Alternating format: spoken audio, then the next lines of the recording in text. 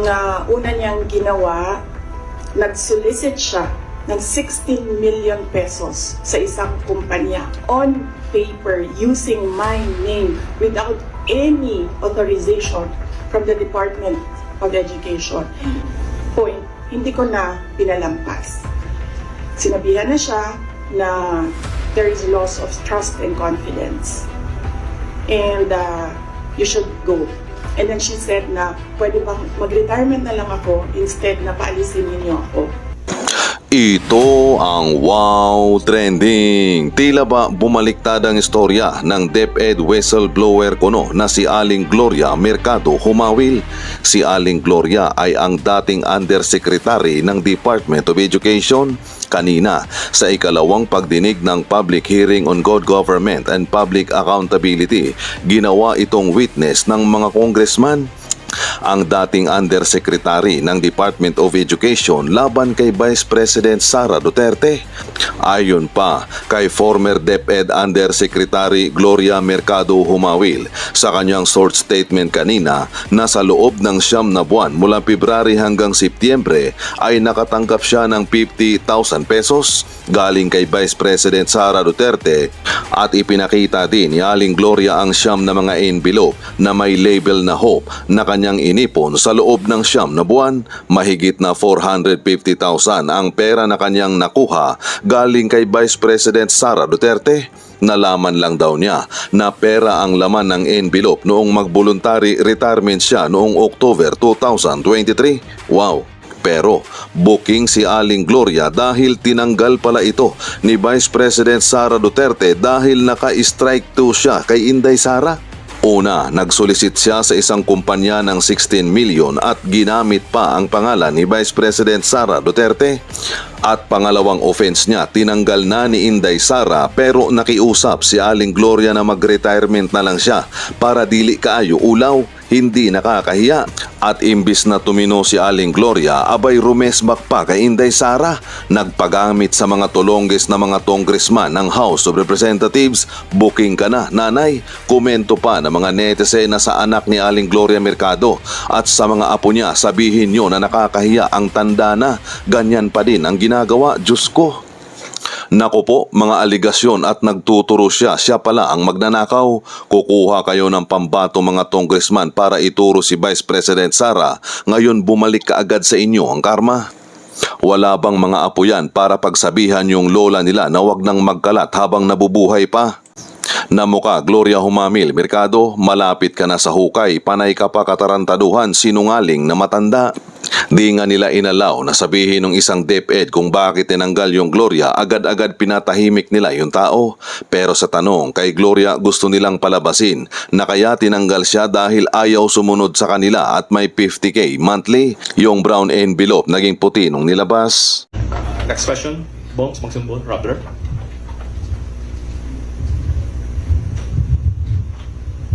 Good afternoon, VP. Yes.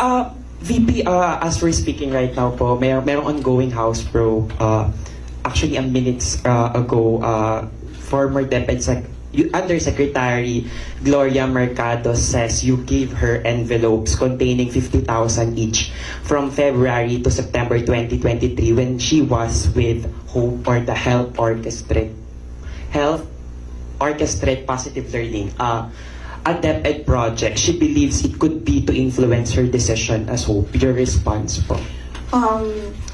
Dapat siguro kung mag-akusa siya ng ganyan, dapat may papel siya. Tulad ng ako, pag inaakusahan ako, pag sumasagot ako, binibigay ko yung papel. Gloria Mercado is a disgruntled former employee of the Department of Education. She was let go because of loss of trust and confidence sa Office of the Secretary. Una niyang ginawa, well, hindi ko alam kung anong nauna, pero naka-strike 2 siya sa akin.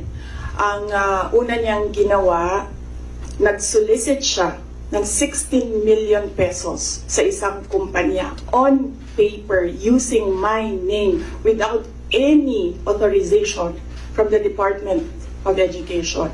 Bibigay ni JC sa inyo mamaya yung papel. Kalagay doon. Pangalawa, noong nag-school visit ako sa Cebu, merong lumapit sa akin na teacher. Sabi niya sa akin, Inday Sara, masakit sa loob namin na mga teachers kami na nasa field. Tapos merong humahawak ng teacher items na wala dito sa aming probinsya o wala dito sa aming region. So, pinakwento ko siya. Iyon naman yung purpose ng aking mga school visits, di ba, sa iba't ibang lugar naman sa. Sabi ko, one-on-one tayo, kwento mo lahat sa akin. Ano? And then it turned out, ang HR mismo ng Department of Education, our undersecretary, took a teacher item from Region 7, nilagay niya sa central office for a non-teaching task. Ginawa niyang executive assistant niya. Ang apelido nun, Villar. Meron niyang paper trail. So, nung bumalik ako sa central office, tinanong ko, totoo ba na meron tayong teacher item galing sa Region 7 na nandito sa atin? Totoo daw, nasa HR. HR pa mismo ang gumawa ng parang injustice sa teachers namin sa field. So on that second point, hindi ko na pinalampas. Sinabihan na siya na there is loss of trust and confidence. And you should go. And then she said na, pwede bang mag-retirement na lang ako instead na paalisin ninyo ako. Kasi ang tagal ko na, matanda na ako. And then sinabihan siya, okay, sige. You go. So she's a disgruntled former DepEd employee. At yan yung dalawa na rason kung bakit siya pinaalis. May papel yung 16 million na solicitation niya. May papel yung teaching position sa Region 7 na kinuha niya. And my experience sa kanya, ayoko, factual lang ako ayoko atakihin yung pagkatao niya. Pero when she was HR of the Department of Education, meron kasi akong time dyan for our USEX and ASEX na hindi execom. So, pinapapunta ko yan sila kung sino man yung merong concern, sino yung may problema, pumunta kayo sa akin, mag one-on-one tayo. So, one of those times na one-on-one kami, siniraan niya yung isang USEC, isang ASEC ng Department of Education. And bago pa lang kami nun. In fact, pag alis ko, 2 years lang kami, very, very new. Na nagulat ako, kasi HR ka eh. Pag HR ka, hindi dapat ikaw yung mag-cause ng away-away sa loob ng institusyon. Dapat ikaw yung maging peacemaker. But siniraan niya yung isang ASEC and isang USEC sa akin mismo. And nagulat ako. Why attack the ASEC or the USEC sa kanilang pagkatao? Hindi naman trabaho. And then, ganun din na ginawa niya. Nung malis na siya sa Department of Education because of the 2 points, lumipat siya sa Senate. One of the offices of the senators din, nandiyan yan siya ngayon. And yung isang kaibigan ko doon sa Senado, narinig namin na sige na siya atake. Inaatake niya si Michael Poa, si Reynold Monsayag, si Gerald Chan. Yan ngayon yung nakapangalan sa kanyang statement. Kaya kami, nung nagbasa siya kanina ng statement, hindi na kami nagulat. Kasi naririnig na namin sa opisina, dyan sa Senate, yung mga pinagsasabi niya after she was let go. I think, hindi lang siguro niya matanggap na kasalanan niya kung bakit siya pinalayas sa Department of Education. Pero hindi din talaga namin matanggap na magsusolicit ka sa isang private company on paper 16 million. And then, kukuha ka ng teacher item sa field, gagawin mong EA sa central office. Hindi pwede yun. VP, in relation to that, since you brought up yung names po ni Attorney Poa and Attorney Monsaya. So, during the probe earlier, she said that yung reason daw kung bakit daw siya nilet go ng DepEd nyo po was that she disagreed daw with Attorney Monsayak's suggestion that bidders in the DepEd computerization program just discuss it among themselves to avoid failed bidding. Ngayon ko lang narinig yan. Sa kanya ko lang narinig yan. Pero ako ang nagsasabi, kasi I was the one who fired her out of the Department of Education. Yung dalawang rason na yon, ang rason kung bakit siya pinaalis sa Department of Education. And as I said, may papel yon. Ibibigay namin sa inyo ang papel. Ang HR record ni Villar, nasa Department of Education din. In fact, hanggang ngayon si Villar nasa region. Kasi sinabihan niya yung region bago siya umalis na ilagay yan sa region, wag yan sa teaching position. Pero that person is holding a teaching position. Any more questions regarding the HOR probe? PEMC, Philippine Inquirer. Hi ma'am, good afternoon. At least, Mr. Chair, I would know the Vice President is watching us because she just had a press conference and she said that she's denying giving former DepEd Undersecretary Gloria Mercado 50,000 for 9 months. And the Vice President saying that Mercado was let go because she used DepEd to solicit donations from the private sector amounting to 16 million without her knowledge. And she adds that she will provide the media with paper trail to back up her claim, describing Mercado as a disgruntled former DepEd official. I think, ma'am, given your long history and long service to the Republic, 40 long years, I think it's fair It's for you to very be sad. given the opportunity to reply to the Vice President. I think I don't want to do this, but since siya na yung nagsabi, i-turn over ko na yung envelope. The envelopes where the money was. Comsec? So Paki- it's 9 envelopes. Kuha po yung So envelope. it says hope and the amount is there. Kasi ang sakit naman nun, ordinaryo lang akong trabahante tapos inano ka ng Vice President, di ba? It's very painful. Ma'am, ilang taon na po kayo? I hope you don't mind. Gusto ko lang pong malaman kasi sabi po ninyo 40 years na po kayo in government. I'm 65, sir, but So when the time when you were appointed as USEC, noong 2022 ba? 2022? How old were you at I that was 64. 64. Yeah. I'm sure sa edad ninyong yan, after pagkatapos nyo pong pag-ingatan yung iyong pangalan for the past 40 years? Sabutin ko yun. Yes, sir. So, okay, anyway, Sir, Mr. Chairman, I'd like to... Mr. Chairman, Sino yun? Mr. Chairman, dito po ako. Ay, Mr. Chairman, Mr. Chair, can I continue first? Congressman, wait, before I recognize Congressman Paduano, ma'am. Yes. I believe... With the indulgence of Congressman Asidre, please continue, Congressman. Mr. Chair, can we allow Yusek Mercado to continue with the response? Because I was trying to ask her about the 16 million that the Vice President mentioned. Please respond with respect to the 16 million. 1660. 16 million.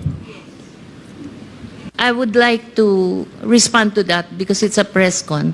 When I was called for by Yusek Sulaika, he said, Yusek Mercado, you have to go because one, you have a teacher in your staff. But I explained to them that the teacher was a contract of services when I joined DepEd. And the teacher has a pending application in Cebu because he's from the Visayas. And while he was working with us, he qualified for the RQA. But then when he received his appointment as a teacher, it was already past the opening of the class. It was almost opening, and the teaching load was already apportioned. So I called the RD. I said, can I still keep him? Because he was working on the special hardship allowance, which was a program that BP Sara also wanted to improve, because there's a new hardship allowance, and we were just able to reduce the hardship threshold from 0.37 to 0.33. And she wanted the basis for the giving of the hardship allowance, special hardship allowance, revisited. So that's why that guy was the one working on it. So I explained, and I don't feel at all na guilty ako dun sa sinabi niya. The second one is, Sulaika mentioned that I solicited from 2 agencies. So I explained to her that it was a program which our strand developed.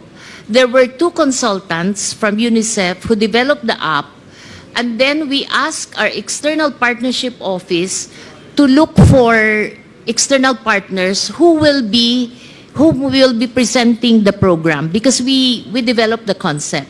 It was DepEd Guro.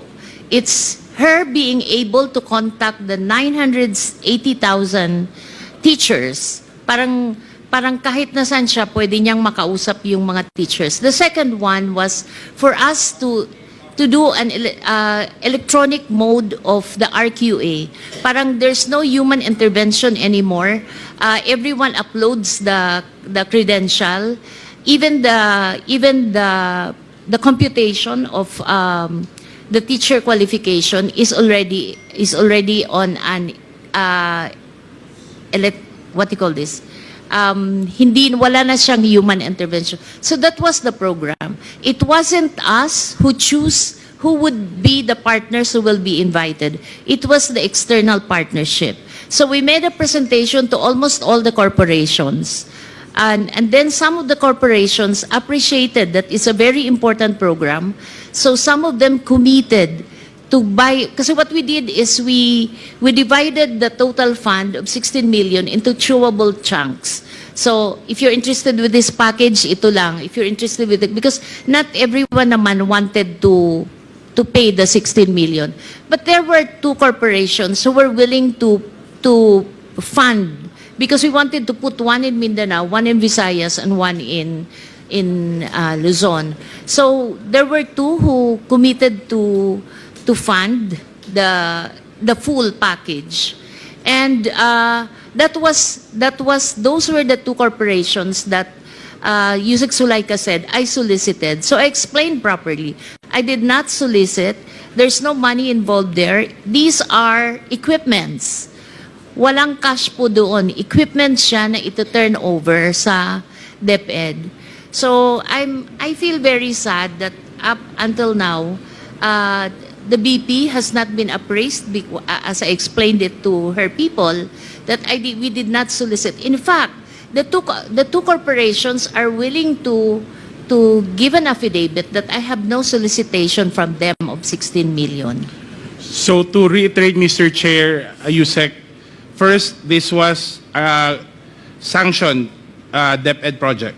It's a DepEd project. Second, yes. you did not do the solicitation yourself. It was managed by the External Partnerships Office. Third, no cash donation was ever made. Equipments. Equipment was given to the department. So none of this, what allegations that the Vice President's making against you is true. Yes, sir. Yes, Mr. Chair. And that makes it very sad, because she's saying it now. Ibig sabihin, her people did not explain to her. At least I know she's watching, then she probably be able to get the information from you now. Thank you, Yusek Thank you, Mr. Chair.